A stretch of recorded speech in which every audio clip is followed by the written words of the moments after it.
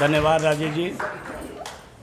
सबसे पहले अपने महापुरुषों को नमन करता हूं और मंच पे बैठे भारतीय समाज निर्माण संघ के राष्ट्रीय अध्यक्ष माननीय वीर सिंह भोज जी।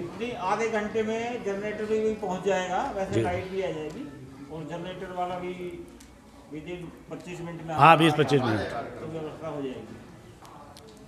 प्रभाकर जी और संयुक्त मोर्चा के हमारे साथी मंच पर बैठे हैं और सभागार में बैठे सभी बुद्धिजीवियों को मेरा क्रांतिकारी जय भीम।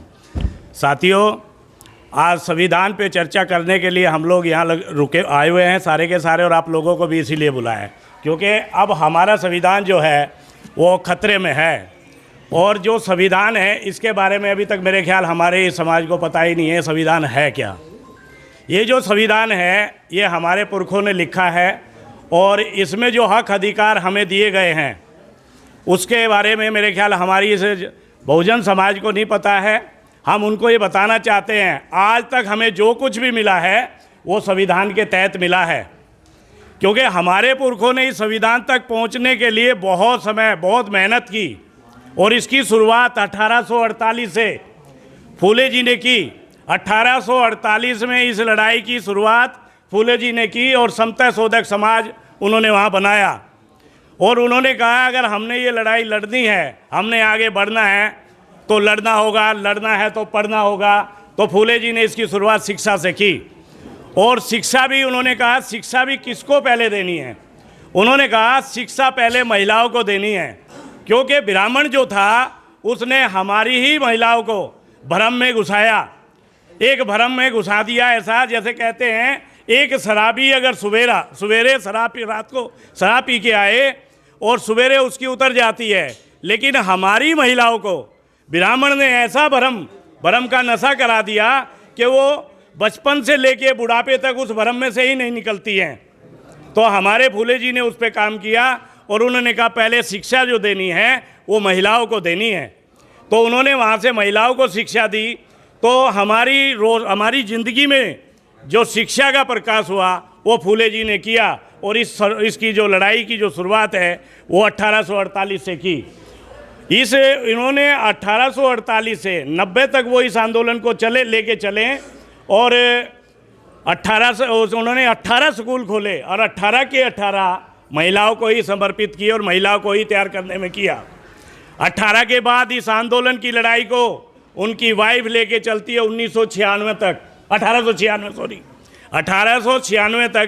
माता सावित्री बाई इस लड़ाई को लेके चलती है।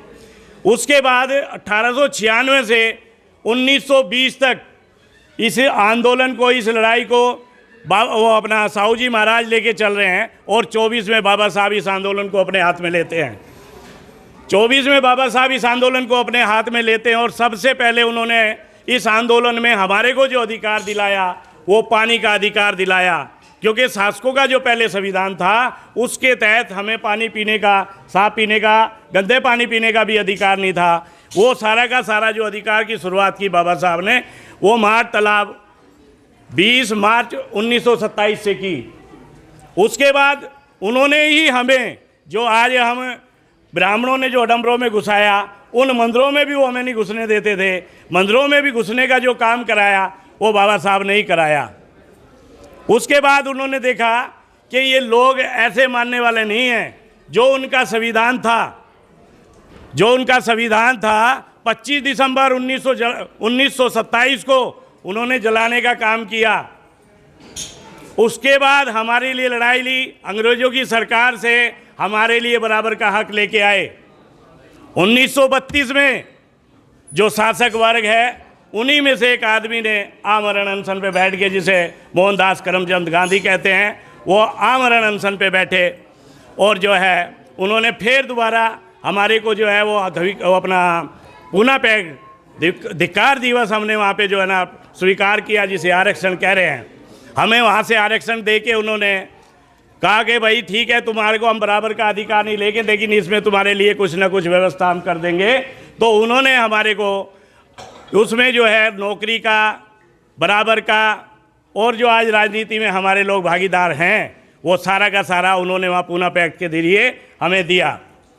1947 में ये देश आज़ाद होता है 1947 में जब ये देश आज़ाद होता है, उसके बाद संविधान लिखने की बारी आती है और हमारे पुरखे को उसमें लिखने का मौका मिलता है। और जब उन्हें मौका मिला तो वो जिन चीज़ों से हम वंचित थे वो सारे के सारे इस संविधान के तहत उन्होंने हमें दे दिए हैं। उन्हीं ये जो संविधान है ये उन्होंने हमें लिख के दिया और जिनसे हम वंचित थे वो सारे के सारे अधिकार उन्होंने हमें इस संविधान के जरिए दे दिए।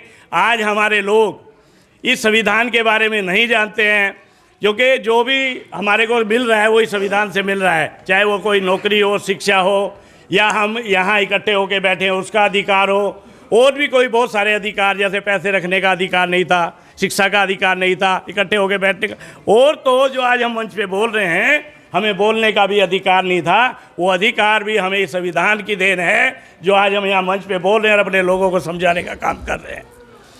तो ये 1848 की शुरुआत बाबा साहब ने 1956 तक लड़ी। 1956 के बाद बाबा साहब का परिनिर्वाण होता है और उसके बाद ये 20 साल के लिए हमारा जो है आंदोलन की लड़ाई थी ये हमारी जो है साहब शांत हो गई। उसके बाद इसको 1956 के बाद 1976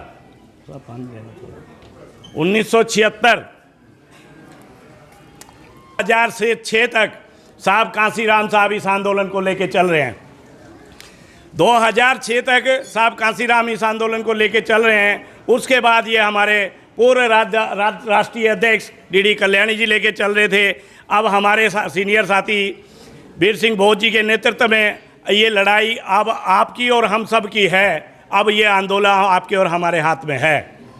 तो अब शासक जो है, जो अधिकार इस संविधान की वजह से हमें मिले, वो अब शासक उन्हें दोबारा से ख़त्म करने लगा और कह रहा है कि भैया ये संविधान हमने ख़त्म करना है। अगर ये संविधान हमारा ख़त्म होता है तो समझो हमारे सारे हक अधिकार वो सब ख़त्म होते हैं और हमारे आने वाली जनरेशन के रास्ते बंद होते हैं। इसलिए हमारी जो माताएं बहनें हैं उसको इसके ऊपर ज़्यादा फोकस करना पड़ेगा, क्योंकि ब्राह्मणों ने हमारी महिलाओं को ही सबसे पहले भ्रम में डाला और उन्होंने सबसे पहले गुलाम अपना उन्हीं ने उनको ही बनाया। और कहते हैं अगर एक महिला, अगर घर की महिला भ्रमित हो जाए तो पूरा परिवार भ्रमित होता है। तो आज तक हम जो भ्रमित रहे वो हमारी माता बहनों की वजह से रहे, और आज इस भ्रम से बाहर निकालने में भी सबसे बड़ा अगर कोई काम होगा तो हमारी माता महिलाओं का ही होगा।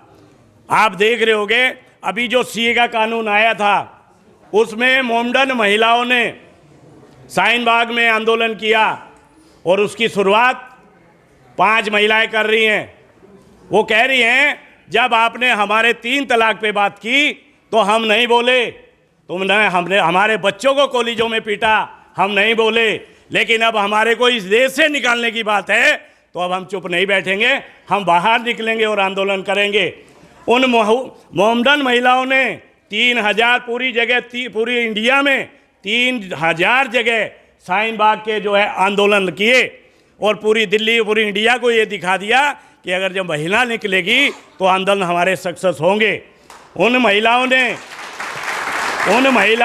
जब उन पे गोलियां चली उनको भी बर्दाश्त किया और ये आंदोलन सारा का सारा महिलाओं ने चलाया। उसके बाद आप देखते होंगे किसान आंदोलन जब उन्होंने देखा कि हमारी ज़मीन और हमारी खेती के ऊपर बात आ रही है तो उन्होंने भी जो है ना आंदोलन किया। कोई भी दिल्ली का, पूरी इंडिया में कोई बॉर्डर ऐसा नहीं छोड़ा जहां उन्होंने इस आंदोलन को ना किया हो, क्योंकि वो उनके हक अधिकार की बात थी। आज आपके बच्चे के जीवन का सवाल है, आप लोगों को भी इस बारे में सोचना पड़ेगा और आंदोलन में आपको शरीक होना पड़ेगा। अगर हम इस आंदोलन में शरीक नहीं होते तो हमारे आने वाली जनरेशन के लिए वो रास्ते ठीक नहीं होंगे। हम सामाजिक संगठन वाले लोग हैं, हमने अभी तक राजनीति पे बात नहीं की थी, लेकिन हमारे सीनियर साथी ने सोचा कि भैया ऐसे तो काम चलेगा नहीं। हमारे राष्ट्रीय अध्यक्ष ने दिल्ली के कुछ संगठन इकट्ठे करके और गोल मार्केट, वाल्मीकि चौपाल में उन्होंने कुछ संगठन इकट्ठे किए और उनके बीच में ये चर्चा रखी कि अब का जो इलेक्शन है वो हमारे बच्चों के लिए वो बड़ा ख़तरनाक है।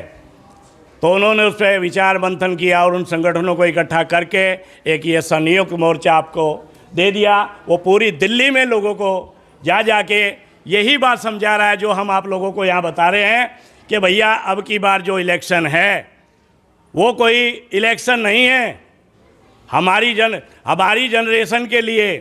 या तो अगर हम हारते हैं तो हमारे बच्चे गुलाम होंगे, अगर हम इसे जीतते हैं तो हमारे बच्चे शासक बन सकते हैं। अगर हमने उसमें अपने बच्चों को शासक बनाने का काम करना है तो इन संयुक्त मोर्चे के संगठनों के साथ मिलके इस पूरी दिल्ली को जागरूक करना पड़ेगा, पूरे बहुजन समाज को जागरूक करना पड़ेगा। और जब हम पूरे बहुजन समाज को जागरूक कर लेंगे तो मेरे ख्याल शासक की हिम्मत नहीं है कि वो हमें गुलाम बना ले। अभी 22 जनवरी को आप देख रहे होंगे मोदी जी प्रधानमंत्री है हमारे, वो वहाँ पे राम प्राण प्रतिष्ठा पे बोल रहे हैं। वो कह रहे हैं ये हमारे लिए उत्सव का भी टाइम है और हमारे पतन का भी टाइम है, यानी कि शासक डरा हुआ है, शासक डरा हुआ है। और वो ये कह रहा है हमने एक एक कण इसमें लगाना है, वो हमारे बच्चों को गुलाम बनने के लिए काम कर रहा है। हमने अपने बच्चों को गुलाम बनने नहीं देना है। हमारा जो संयुक्त मोर्चा है उसके साथ मिलके हमारा एक ही उद्देश्य है इसमें जो मोर्चे का है, वो ये कह रहा है जो अब की बार 24 में जो 25 मई को दिल्ली में इलेक्शन होना है उसमें हमारी एक भी वोट भाजपा को नहीं जानी चाहिए और उस पार्टी को जानी चाहिए जो पार्टी उस पार्टी को टक्कर दे रही हो। तो हमारे बीच में हमारे मोर्चे के है ना, तो हमारी जो है एक भी वोट भाजपा को नहीं जानी चाहिए। हमने पूरे समाज के बीच में जाके अपने लोगों को समझाना है अगर भाजपा जीतती है तो हमारे बच्चे गुलाम बनते हैं, है ना। तो हमारे बच्चे हमारे गुलाम ना बने, इसलिए हमें ये काम करना है। इसी के साथ मैं अपनी वाणी को विराम दूंगा। जय भीम, जय भारत, जय मूल निवासी।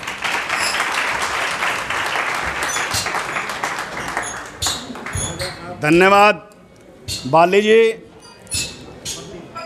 बहुत बड़ा सफ़र आपने तय कर दिया। फूले जी से लेकर आज वर्तमान तक आप पूरे आंदोलन को ले आए और जैसी जानकारी हम लोगों को चाहिए थी उस जानकारी के ही आपने उसकी पूर्ति की है। धन्यवाद।